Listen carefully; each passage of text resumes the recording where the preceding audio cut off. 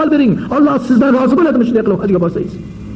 Muhtaram birodarlar, ko'p qariyalarimizdan qariganlarida umr yo'ldoshlaridan ayrilib qolib, qiyin ahvolga tushib qolayotganlarini xati ko'p kelyapti menga.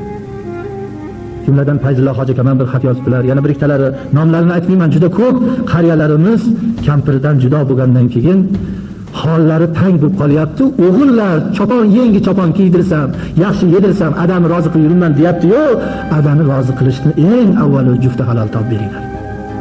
Oy o'g'il, otangni yig'lab duosini olmoqchi bo'lsang, onang dunyodan o'tdi, otangga bitta jufti halol oyog'ingni etiga yetilib ketsin topib olib bergin. Yakka qoldirmasin hech kimni Alloh bu dunyoda. Yakka yagonalik o'ziga xos. Joningizni adam dadamning kechasi uyingizga kirib ketasiz, dadangiz oyog'ida yotmaysiz. Onajonim uydi deng, baribir sizdan kirib ketasiz, onangiz ham yolg'iz qoladi. Shariatda sharm yo'q. Onangizga ham jufti halol topishga harakat qilish, otaga yoqqa qo'ygan bo'lsa, ana bu haqiqiy bir xizmatingiz bo'ladi. Tan mahram kerak, tan mahram. Qarilarga hamroh kerak. Hayolingizni burmang boshqa narsaga. Juftidan ajralgan qiyin. Bir otaxon yig'lab aytib berdi, No'g'ay qo'rg'onda imom bo'lgan paytimda. Sahar turib chiroqni shunday yoqaman deb boshim aylanib ketib, ko'p paytib yiqildim deydilar.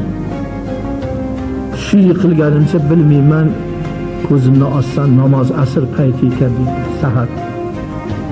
Bitta hovlida turaman bolalarim bilan. Kelinlar ham qaragan, adam oshga ketibdilar-da, dadam chiroqni o'chirib ketibdilar urgan. O'g'lim ham dadam yo'qkan deyishurgan. O'shanda ketib qatib qolsam nima bo'lardi? Kampirim bo'lganda men shuncha yotarmidim asrgacha. Voy dadasi nima bo'ldi deb darrov xabar berardi. Qarilik shunaqa bilmay qoladi odam. Bir olim ustozimizdan 2 kun yotib qolganlar. Mayli otlarni etmayman, qatib qolganlar qo'llari. O'g'illar, qizlar kirmagan, kelinlar hech kim kirmagan, xabar olmagan. Ishga ketishadi, bo'ynini siqib qo'yishmaydi. Kap-katta o'g'illar hech bo'lmasa nevarasiga bor dadangdan xabar olib qo'y. Shunchalik bezor bo'linadimi, shunchalik beparvo bo'linadimi? Kulishadi, o'g'lim menga bir kampir topdirsa kulishadi, masxara qilishadi. Xuddi ularga yana bitta merosxo'r top beradiganday. Bunaqa emas. Rahim qiling, shu odam boqib katta qildi sizni. Yemay yedirdi. Juftidan ajralib qoldi, nima qilsin? Ayol kishi ham yana mayli kirib ketaveradi. Qizinikiga ham, o'g'linikiga ham sig'oradi. Qari erkakka qiyin. Ezorini faqat kampir o'zi yuvadimi endi?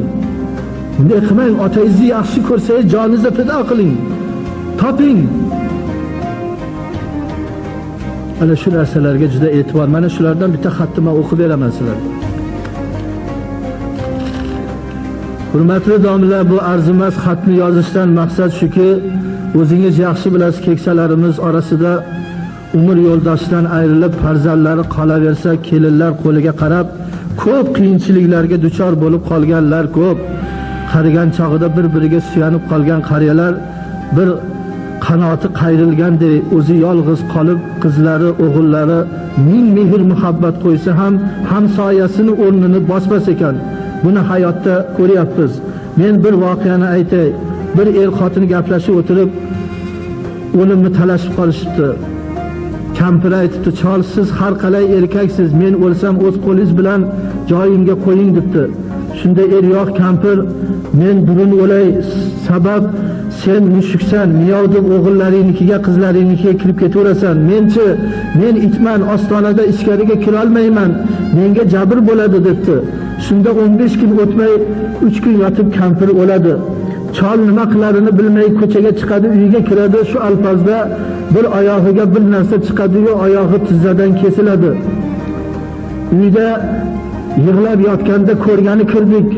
Shunda aytadi ota, "Aynak tagida yotibman, o'g'il o'tadi, kelin o'tadi, meni holimdan xabar olib ko'ngil ko'tarmaydi, o'rniga qiyo boqmaydi. Agar kampirim bo'lsa yonimdan jilmas edi" deb yig'layman deb zor yig'ladi. Endi shundaylar ham ko'p, ammo yaxshilari ham izzat, hurmat bilan qarayotganlar ham bor. Men o'ylaymanki, yuqoridagi aytilgan voqealarga sabab bitta, u ham bo'lsa tarbiya, din diyonatning yo'qligi. Agar xato ketsam kechiring, nima eksang hosili ham shunga qarab bo'lsa kerak degan fikrga ham boraman.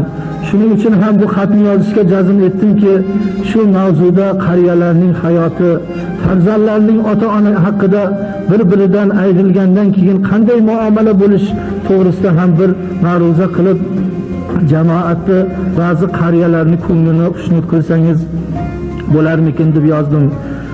O'zimni yoshim 71da, muhtaram birodarlar, Abu Hurayra jon berayotganlarida benikoh ketmaydi, bir ayol olib kelib kampirni nikohlatib jonlar chiqar. Ki Allohga xos bu yakka yagonalik. Menga albatta juft bo'lish kerak, nikoh holimda ketay deb nikohlanib o'tgan. Endi muhtaram birodarlar, shunday bir yosh o'tgan sari inson xastalanadi, tez kasal bo'ladi. Ayniqsa qarilikda o'zi bir kasallik, nojo'ya joylar mazasi qochadi. Ana shunday paytda tan mahram nikohlik ayol albatta kerak. Ayolga ham erga ayol qaraydi. Shuning uchun birodarlar, ko'p qariyalarimizni juda tang ahvolga solib qo'ydik beparvoligimiz bilan. Bu o'g'illar, qizlar bunga ko'pincha kelinlar qarshi chiqadi, kelinlar. Iloyo kelinlarga Alloh insof bersin, o'zlari ham bir kuni qaynona bo'lib qolishadi, qarishadi. Qaynotalarini duosini olsin, bitta jufta halol. Shu kelinlar qaynonadan qutulib yana bitta qaynona keladimi deydi-da, eriga ruxsat bermaydi. Ya Rabbi, insof tavfiq qiling, iymonli, e'tiqodli bo'ling, odil bo'ling. Rahmingiz kelsin qariyaga, rahmingiz kelsin, qalbingizda rahm, shafqat uyg'otsin. O'sha odam qiynalyapti axir. U inson bilib bo'lmaydi. Ba'zilari o'tiraver endi qariganicha, o'laver, ozgina keyin ketadi, uni Alloh biladi. Masalan, 70 yoshda jufti haloldan ayrilgan bo'lsa, odam 100 yil va 100 dan oshadigan bo'lsa, shuncha yil yuradi bu qiynalib. Umr boshqa, dard boshqa, u qarilik boshqa. Har bir inson o'zini umrini nima qiladi? Shuning uchun bu narsalarga bir e'tibor berib, e'tibor emas, bu narsani bir qat'iyan bir o'ylab fikr qilib qo'yaylik. Alloh taolo dargohida qabul aylasin.